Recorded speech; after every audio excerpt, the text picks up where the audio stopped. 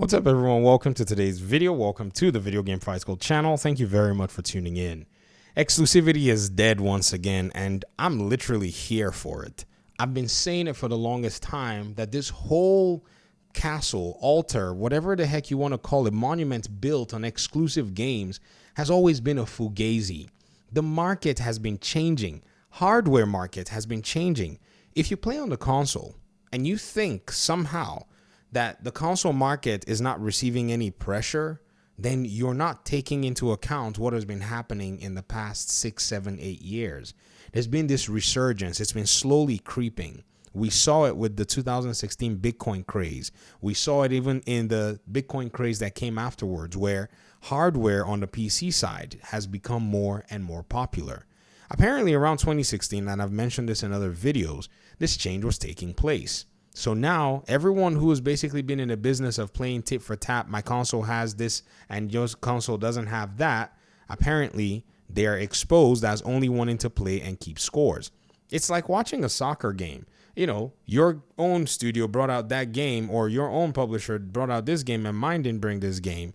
But now apparently Xbox doesn't even really care. In fact, I remember, and I saw the clips popping up today when Phil Spencer was blatantly asked about the 4 games that were coming to Xbox, if Starfield and Indiana Jones were, a part of those games. And he said, no, Starfield and Indiana Jones were not part of those games. Apparently, he was not telling the full story. I don't want to accuse anybody of something, but as we're seeing now, apparently, Indiana Jones is in that slate.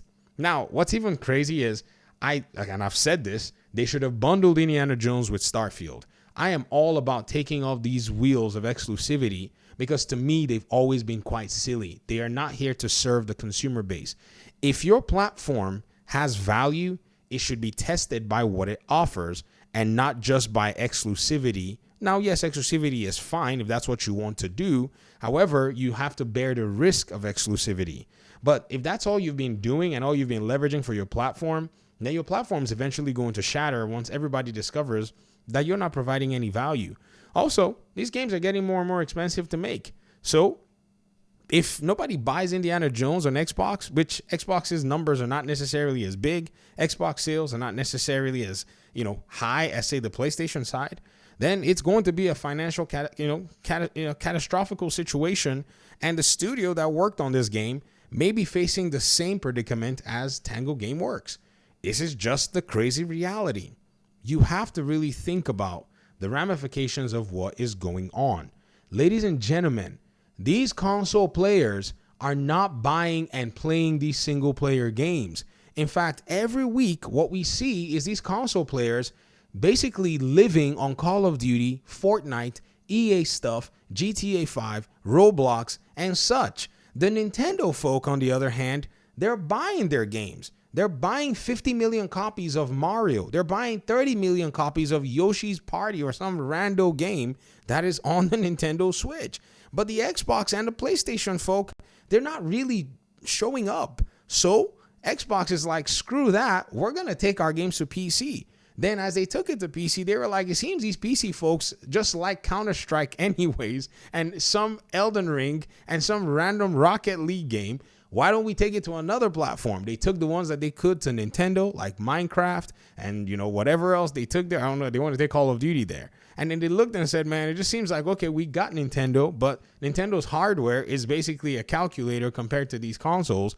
Why don't we go find somebody else? PlayStation looked at it too and said, the heck? They're not playing Uncharted 4. They're not playing freaking Concord. Let's go find somewhere else that we're going to sell the games. And then they went to PC themselves. The change is going on because these console manufacturers, they've got to sell software in a market where even on their platform, other developers are thriving. Other developers are enjoying while they themselves, they're basically struggling to sell hardware. Let me give you guys basically this one example that I keep talking about. And every time I talk about this example, it's actually very interesting. You know that right now, one of the biggest played games that's available is Black Myth Wukong. And Black Myth Wukong has basically almost reached the PUBG status. This is a game that is not even available on Xbox, just acting like Baldur's Gate, 3 did, but is creating competitive pressure on PlayStation's own game, aka Concord. You see, PlayStation fans, you guys are very skilled. You know how to always talk about Xbox when there's fire burning at your doorstep. Now, I'm somebody who I will say it as is. I will sometimes call out, Xbox fans when they start to tell me, maybe Xbox should keep some exclusivity. And I'm like, no, you don't need it. If you get a game to play, enjoy the game. However, Concord is getting kabashed and will get smothered by Black Myth Wukong, a private game from a private party that is basically snuffing out a live service game from PlayStation. Now, you could say, well, people don't really care about live service games. PlayStation players don't really care about live service games.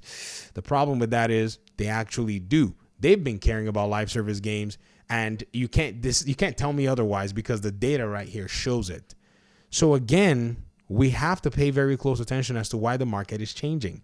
Everyone's got to hedge their bets properly. In fact, if PlayStation did not hedge its bets with Helldivers 2, y'all would not have played it on PlayStation as much. It's right here.